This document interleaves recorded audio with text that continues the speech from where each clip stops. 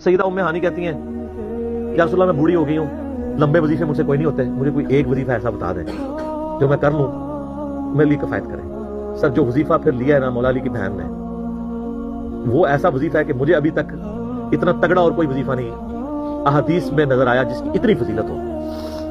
आप अलैहिस्सलाम ने फरमाया 100 दफा रोजाना सुबहान अल्लाह पढ़ लिया करो, तुम्हें 100 गुलाम आजाद करने का सवाब मिलेगा। सर रोजा अगर आप तोड़ बैठे तो एक गुलाम आजाद करना पड़ता है, तो 100 रोजों से भी के बराबर ये आप समझ लें। 100 दफा अल्हम्दुलिल्लाह पढ़ लिया करो, तुम्हें 100 घोड़े अल्लाह की राह में जिहाद के लिए भेजने का सवाब मिलेगा। 100 दफा अल्लाह अकबर पढ़ लिया करो, तुम्हें 100 ऊंट अल्लाह की राह में भेजने का, कुर्बान करने का, नहर करने का सवाब मिलेगा। 100 ऊंट, सर एक ऊंट की कीमत ऑलमोस्ट 2-2.5 लाख रुपए, करोड़ों रुपए का वजीफा है जी, मिलियंस ऑफ डॉलर्स का ये वजीफा है फ्री में। और 100 दफा ला इलाहा इल्लल्लाह पढ़ लिया करो, ये जमीन और आसमान के दरमियान जितना फासला है इसको सवाब से काट देगा। सर ला इलाहा इल्लल्लाह के फिर बराबरी कौन कर सकता है? वो हदीस बिताका है ना, कागज के पुर्जे वाली हदीस जामिया तिरमिज़ी में, कि एक शख्स के 99 दफातर गुनाहों के खोले जाएंगे